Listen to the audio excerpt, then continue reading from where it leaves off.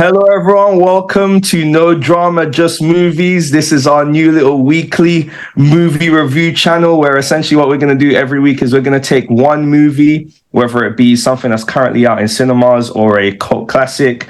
We're going to take one of those every single week and we're going to review them, as well as having some little videos where we're going to be talking about, big news topics and things going on in the world of movies. So my name is Cameron Kelly Smith. I am one of your co-hosts of No Drama, Just Movies, and I'm joined by my little young Phil. I'm Phil. I'm the more important co-host. Oh, I know, boy. I know. The more important co-host. So essentially, so we've seen Deadpool and Wolverine twice now. So it's been out for 2 weeks. We saw it the first time on opening night, and then we saw it a second time someday last week. Yeah. So we've had some time for it to settle with it. I know like everybody has already been having their little videos where they've been talking about Deadpool and Wolverine, and so we kind of feel like we're a little bit late to the party. But hopefully, because we let some time marinate, it means that we can really go fully, just fully delve deep into it and kind of, give our thoughts. So young Padawan, as I like to call you, that's right now, boy. So what did you think? What did you think of Deadpool Wolverine after seeing it for a second time? I really enjoyed it. Like, I really liked it. Especially, I think it holds up the second time as well. Yeah. Like, obviously, the jokes are just a slightly bit older, but they're still funny. I still found them funny a lot. But yeah, it was a really good, entertaining film altogether, with some fun and some heartfelt performances as well. Yeah, man. Like I said this after we first watched it, but like I loved it. I absolutely loved it. And like for me, because this kind of goes into like a wider discussion that we will get to, whether it be on this video or on another video. But after we saw the movie, because obviously we saw it with a few other friends, and one of my friends, we were going back and forth. Well, you were there. I was going back and forth with him regarding, like, is the MCU back after watching this movie? Yeah. But that conversation kind of spanned into two topics entirely, because you have is the MCU back in terms of like the machine, the juggernaut, like the franchise that was able to produce kind of hit after hit after hit, or at least have more hits than none and have that string of success where the audience they're unable to wait for the next movie. They're just going crazy. They're so excited for the next and just having that momentum. And then you have is the MCU back in terms of the feeling, which is what I was arguing. And that's how I felt after seeing Deadpool and Wolverine the first time. And I still feel like that after the second time. The thing that I really took away from this movie was that feeling, the feeling in terms of how, as a Marvel fan, it made me feel. Like, we've had so many like amazing moments. Like you and I have been there for many, like whether it be amazing times when we watched Endgame or Infinity War or Civil War, Winter Soldier, Ragnarok, Black Panther. But those MCU movies where you watch them and it just makes you feel a certain way that only a Marvel movie at its peak can make you feel, or just there's just something special about it. And that's how I felt after seeing the movie the first time, and even so the second time, that feeling for me is back. Like that feeling that the MCU could only give you is back. And I feel like we haven't had that for a while now, and which has been quite difficult. But I think that I don't see how you could see this movie and just not see it as a win. Like, I think, as you said, in terms of the jokes, this movie's hilarious, bro. Like, absolutely hilarious. Mainly Ryan Reynolds, I would think. Like, other jokes as well, but like Ryan Reynolds does the like 90% of the fun. Yeah, and like he deserves a ton of credit for it as well, because like I don't want to say that he carries this movie, but he has boulders on his shoulders. Like, he's literally like doing and he's so funny. Like, some of the lines in this movie, bro, like they don't even feel, if you just read them on a script, they don't even sound funny.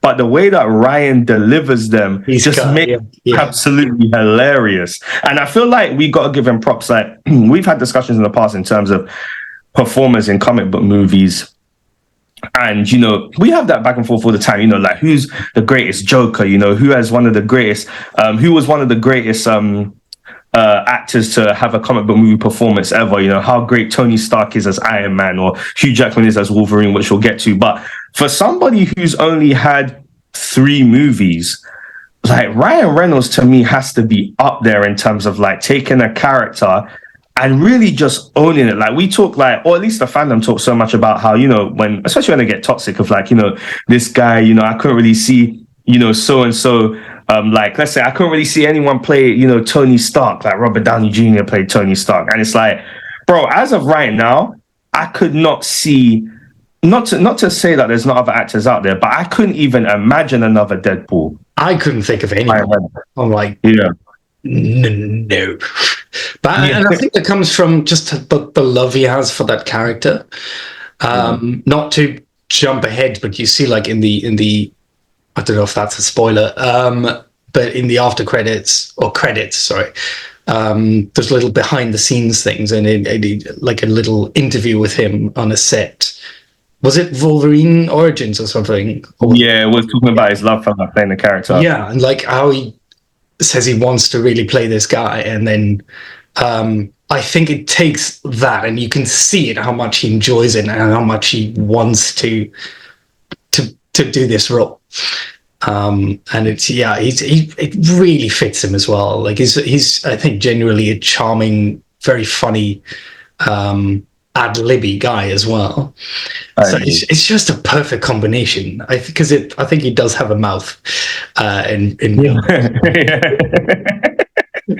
No, he does. I mean, excuse me, and that's the thing about this movie, that the performances are top notch. Like Hugh Jackman, I mean, goodness gracious, bro. Like this guy's, I know, like, and this guy's celebrating, what is it? I think I saw it was like 24 years of playing Wolverine from when the original X-Men came out, which was when was that, like 2000? But his performance in this movie was like absolutely top notch, especially coming off of Logan, which I personally feel is like one of the greatest comic book movies ever made, and definitely one of, if not his best performance in any of the movies he's done as Logan. Like to be able to come in after Logan and have this movie where some of the scenes that he has in this movie, like you can just see his acting chops. Like, for example, when they're driving in the Honda Odyssey and then, they eventually, get to a point and Deadpool's like, so what are you going to do? Hopefully if they're able to fix your world or whatever. And he's like, wait, what did you just say?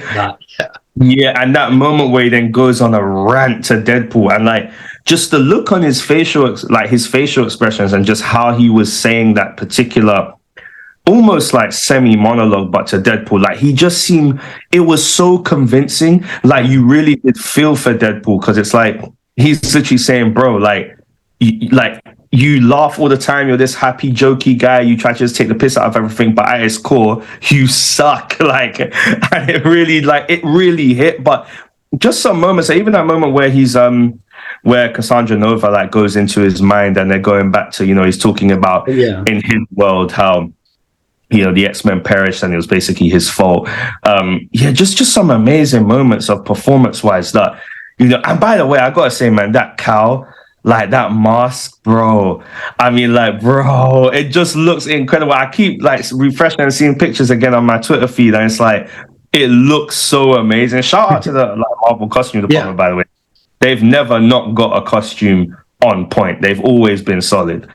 The thing about this movie, because it is so exciting, like it is a thrill ride, like you're just having a blast throughout the entire 2 movies. There's tons of jokes. It's an adventure. You have that amazing chemistry between Hugh Jackman and Ryan Reynolds. But I think for me, coming into this movie, one of the things that I was excited about is not only Marvel having a win, like a big win again, but one, what the story of this movie was really going to be, but how it was also going to affect the wider MCU and the multiverse, especially as we now are fully on our way to, recently announced Avengers Doomsday and now Secret Wars. Well, we know about Secret Wars, but obviously Doomsday being changed from Kang Dynasty to Doomsday. But Kevin Feige said in an interview before Deadpool coming out that on a scale of 1 to 10, Infinity War affected, the wider MCU. I think it was like on a scale of 9 out of 10. And that Endgame was on a scale of 10 out of 10. And then he said that Deadpool and Wolverine, he would put that into an 8 out of 10 in terms of how it affected the wider MCU and everything moving forward. And I think that's not only, but it's one of the things that I would say was slightly disappointing, even though the focus of the movie should not be where we're building to next and about the wider MCU. I do feel like it didn't really give us a solid idea of where we're going. I think it gave us hints, but I was having this conversation with my friend the other day. But, if you remember Loki season 1, at the end of that season, after, him and Sylvie, I believe is, they kill He Who Remains, and he comes back and he's talking to Mobius and the other lady from the TVA, and, he's trying to convey the threat of this Kang. Like, he feels dangerous and menacing and scary. And he's trying to say, listen, this guy, he has it all planned. This was all part of his plan. A multiversal war is coming. And it really made you feel like, holy shit, where we're going, where we could end up. Like it felt like, it felt like Game of Thrones-esque. Like Thanos was gone, but now you had a guy that was literally playing chess in like the most dangerous, high stakes ways that you can ever imagine. And now obviously Kang is gone. And with this movie, I think that it still didn't really convey the threat or what threat is to come.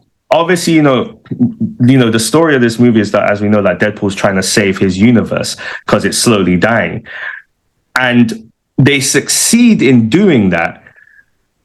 But even then, there's question marks, because at the end, for example, the lady from the TVA tells Deadpool, that whatever you guys have done, you've succeeded because your universe is now no longer dying.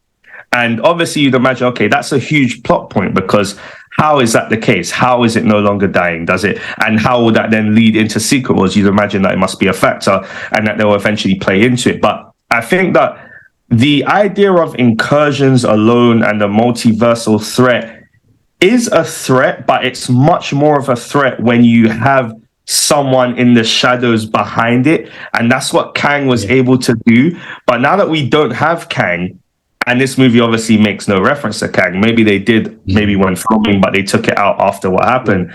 There's still a sense for me of like, I kind of understand where we're going, but I'm ready to feel that fear and threat again and ready to see it play out, especially given that Doomsday is in 2 years. Like, it's actually not far. And, but it's, I still can't really complain. I did love it. So I love the movie, so I can't complain too much. But you were basically saying you want someone like in the chair, basically, like Thanos, masterminding it all. Yeah, I think it's because I rewatched that scene from Loki, and it just made it so much more scary. And I think like with this movie, it's more so Paradox is having a great time and Cassandra Nova's having a great time. But, this multiversal thing, like what's actually happening now, like with the multiverse? Like obviously this movie takes place after Loki. Paradox is now in charge of, at least, I can't remember if it's this division of the TVA or he's working kind of in a high position of the TVA, but it's like, what is actually happening? Like, what is the state of the multiverse? Like, are things still decaying based on what we saw at the end of Loki season 1, where He Who Remains dies? So obviously, I know they kind of fixed a bit of that in Loki season 2, but I think we just need to start to pop a little bit more information as to what ultimately this threat is. And obviously now with it being Doctor Doom, obviously, Captain America 4 is our next MCU movie, but that's already finished filming. Fantastic Four is currently being filmed, so maybe that's when we finally maybe get RDJ's Doom. It would make sense, right? It would make sense. But was there anything like about the movie that you didn't like? Well, a couple of things. Let's get into that. I was wondering what you thought about the fight scenes, because for me, I like the fight scenes themselves, like the choreography, especially the fight in the car was just wonderful. Like how they use the car just to. But having said that, it never felt like they had a reason to get into the fight, and they often had, I think, a reason to get out of the fight. but I never thought they had a reason to actually be in the fight, or like there was nothing any one of them wanted to win from the fight. There wasn't like, if that guy wins, if Logan wins, this happens. If Deadpool wins, this happens. It was always, okay, we hate each other, or you've said something and now I hate you and now I'm going to punch you now. Which made the fights a little bit empty for me, especially since it's two guys who can regenerate. And that's a very good point that you made as well, the fact that they can regenerate. And so as a result, guys know that they're just causing temporary pain and having a great time. And there's actually no one's dying at the end of the day. I think as well, that I do agree. I think the fights in this movie were really just based on fun and showing just giving the audience a great time. But that you ideally would like the marriage between the two, right? Having the fights be a great time for the fans, but also it actually meaning something, whether how it begins or how it ends or what then leads on from that. I think that the fight that I probably enjoyed the most in this movie was when Deadpool and Wolverine faced the Deadpool Corps. Like, don't get me wrong, part of that is because Wolverine's wearing the cowl. If it wasn't for the cowl, then I'm probably going to say that my favorite fight of the movie is probably their first fight, like when they land in the void. Just because of the way that they set it up, when Deadpool's like, the fans have been waiting ages for this, and Wolverine's like, let's effing go, and everyone's like, let's effing go, and that fight was actually very well choreographed. That one in particular, like as well as the car scene, as you said, in terms of how they use the car, but that one in the void really felt like peak MCU choreography, like how we felt when I think it was the guys from John Wick came and did the choreography for the fight scene in Civil War when Cap and Tony are having their final fight with Bucky. But it reminded me of that kind of peak choreography where it was very smart, it was very fast, there was a lot of stuff going on. Obviously, sound effects are always great as well with the claws and whatnot and the katanas. But yeah, I do get where you're coming from, where it's not necessarily that the fights meant something, where if you look at something like a Civil War, that fight between Cap and Tony there, like there's real stakes behind that fight because Tony had found out that Cap knew that Bucky killed his parents and that he's held on to that for ages. And then Cap is also Cap is fighting Tony because he's trying to stop him from killing Bucky, and so there's that. I think it's that it needs some kind of stakes of if Tony wins, Bucky dies, and Steve is going to be really upset about that. But if Steve wins, then I don't know, Tony dies, but Tony doesn't get his revenge. So we also care about that, right? Because we care about... Also as well, just sorry to cut you off, but literally just what you're saying, like, yeah, you're right. Like, Tony in that fight wins, and so the repercussions of that is that the Avengers literally disband because Tony and Steve are no longer friends. Like, they literally disband. Like, so yeah. So I just want to point out because it's a good point. Yeah. But it I think it needed that. It needed someone or something to actually fight for, other than just to fight for the fans, basically. I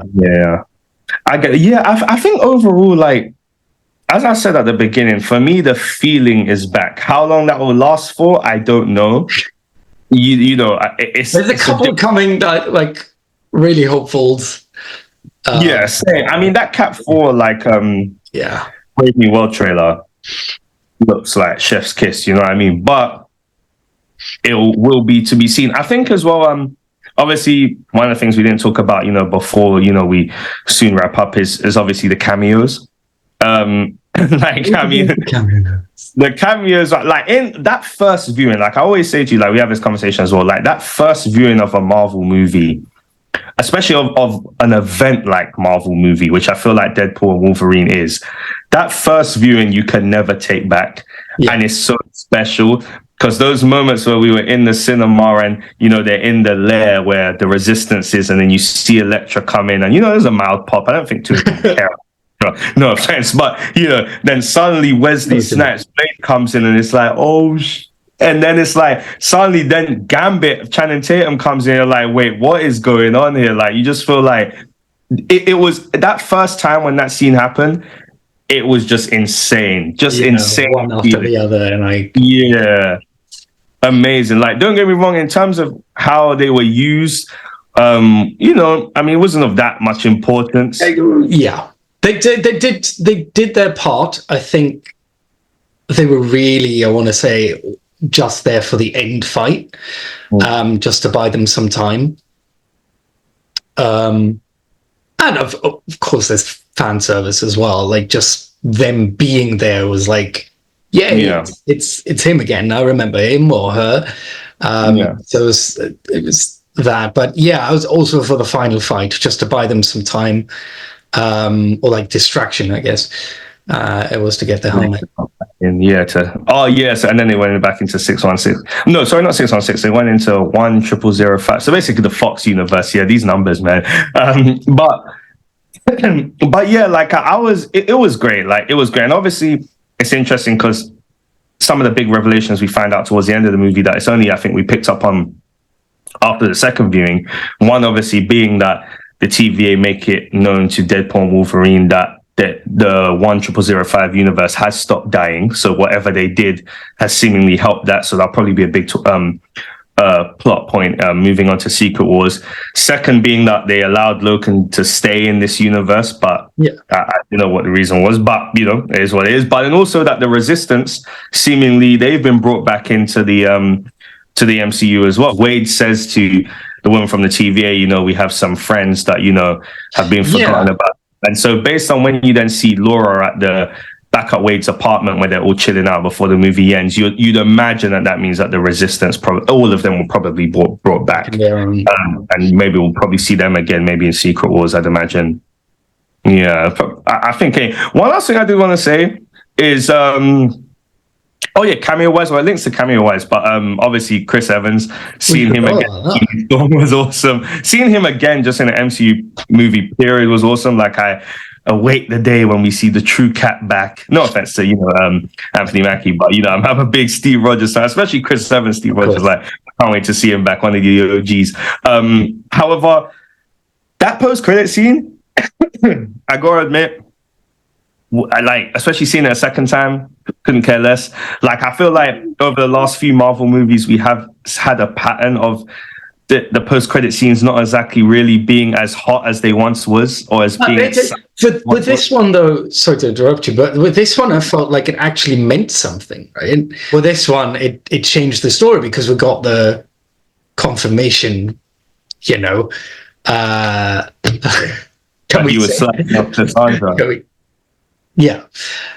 he actually said the things that he was accused of saying. But I think that's the thing, because it's like, usually when Marvel post-credit scenes were at its peak, it's because the post-credit scenes gave you an amazing cliffhanger as to what is to come. And that's what I miss. Because, you know, if you look at some of the classic ones, whether it be in Avengers, when you see Thanos for the first time, or I think it's at the end of, I can't remember, before Age of Ultron, we get that post-credit scene of Wanda Maximoff and Pietro, which is hinting at Age of Ultron. You know, or for example, at the end of I can't remember if it was Civil War, a movie before that, where we got our tease of Wakanda before the release of Black Panther. But, you know, little stuff like that. So I wish that the post-credit scene was something that meant a bit more in terms of what was next. And I really think that I'm not going to say that we needed it, but I felt like the soul was calling for it a bit, especially where, once again, we do want to get a better idea of what's happening as we move. I'm happy. I'm happy that it was a bit more self-contained. There might have been, just because it's literally just entered the MCU and they haven't, like, you know, integrated, I guess. But I like the fact that it wasn't like, I mean, they mentioned Thor, they mentioned that the TVA was in it and all that, but it was like, it felt contained. It felt like nobody else was popping up, except maybe Logan. But, to a degree. But, you know, you didn't have something, have a cameo from, I don't know, Captain Marvel or Nick Fury or something like that. I mean, I wouldn't complain to see some. I don't know. I think it needs a little bit of, like, this is Deadpool's film or Deadpool and Wolverine's film, and let's just give that to them. And let them have all the fun and the time it takes, instead of trying, because I think problem with a lot of the recent MCU films was that a lot of them felt like a setup for the next one. So you had kind of like a basic story, and then it was like, oh, here's what's coming next. And it felt like it wasn't its own thing, just like a trailer for the next one. Whereas this one felt like, oh yeah, this is its own thing. That's the thing, though. I agree with you. That's why I think it would have been the perfect marriage. You have a movie that is clearly its own thing, but then you put a little sprinkle on top with having a post-credit scene that at least just gets the attention going of where's, do you know what I mean? I thought it was perfect. Yeah. But I am not complaining too much. I mean, hopefully, as we move forward, obviously this is our only MCU movie for the year. So hopefully come next year, I think it's in February that Brave New World comes out. So we'll get an idea. Hopefully, from next year, I think that we really should get an idea of where we're going. But then again, I've been saying that for the last few years. But given that next year will be a year out before Doomsday, maybe if not Cap 4, then come Fantastic 4, we might get an idea probably as to where we're going. But, to wrap up though, out of 10, what do you want to give it, man? We'll give a little score out of 10. I'll give it an 8, I think. An 8, I would have to take some points off for the fight scenes. And for some of the we didn't talk about the villains. So I really enjoyed Mr. Paradox, what Matthew McFadden, what he did with it. And I liked him as a character, like what his motivation was. He just wants to, I guess, do better and be more efficient in his job. And I would have been happy if they had just kept him as the villain. I didn't see Cassandra Nova as a decent villain, mainly because she doesn't have like anything that she wants. At least not until the third act, when she suddenly goes, "Oh, there's a machine. Oh, cool. Let me use it." But there's like no through line for her of oh, let me get that from the beginning. This is what I want. So she felt a bit boring for me as a villain. And yeah, I would have preferred him, just Mr. Paradox, to go all the way through. Yeah, I get where you're coming from. Yeah, I wasn't really like overly excited, especially after watching a second time with both of them as villains, to be honest with you. Like, I enjoyed the actress that plays Cassandra Nova. Just the way her performance that actually kind of really gelled with me. I liked some of the choices that she made. In terms of Paradox, I can't lie to you. I found Cassandra Nova, I think, more of an interesting character to me. Not to say she was a better villain, but I found her more interesting to listen to and watch than Paradox. Because with Paradox, even that whole thing of, he just wants to, the TVA, they used to prune timelines, but now, he feels like that's wrong. And so he wants to do this. Like, I didn't really feel like why this is that important for him, like why he really wants to do this, nor did I really care about the reasons he gave. Whereas with Cassandra Nova, I think even though she her motivation really and truly wasn't that compelling at all. However, I think I just enjoyed seeing her more on screen because of the performance. But ultimately, we've seen this issue like with MCU movies in terms of, do they have a villain problem? Do they not? I mean, obviously, Kevin Feige talks about, that this is, the hero's movie and, that's the point of view we're taking it from. However, I don't think that's necessarily an excuse to, have some. The hero does need it like a good villain just to test them and bring out the hero, basically. Yeah, 100%. Yeah. I agree. But so you said you'll give it an 8 out of 10. Yeah. Yeah. I mean, to be honest, I'll join you, except I'll go a little bit higher. I'll give it 8.5. Okay. 8.5. Yeah, I was after the first viewing, I was at a 9. But after the second viewing, you kind of taking a bit more of its problems, and I'll go down to 8.5. But I would say that for me, once again, this is the best Marvel movie, in my opinion, since No Way Home. Maybe Shang-Chi as well, if you want to pop that in there. I think that it's an event movie. I think that it's got moments and scenes that you'll continue to rewatch, even if you're not rewatching the whole movie. I think this is the movie where once scenes start coming on YouTube, I'm going to be rewatching them. And it's just great. I just look now, as I said, that feeling is back. And so I look forward to where we go from here. I really do. Some more. Yeah. Yeah, it's going to be interesting. But so, guys, that does it for our Deadpool and Wolverine review. Thank you so much for coming out and checking us out. We are No Drama, Just Movies. Obviously, hit that subscribe and like button, especially because we will be dropping reviews and little talking segments each and every week. Please like and share this video. For anyone else who you feel like this might interest. And yeah, that's for us. So my name is Cameron Kelly Smith. My name is Phil. Hey, there we go. And thank you so much for watching No Drama. That's right. Thank you for watching No Drama, Just Movies, guys. And we will catch you very soon. Take care, guys. Bye.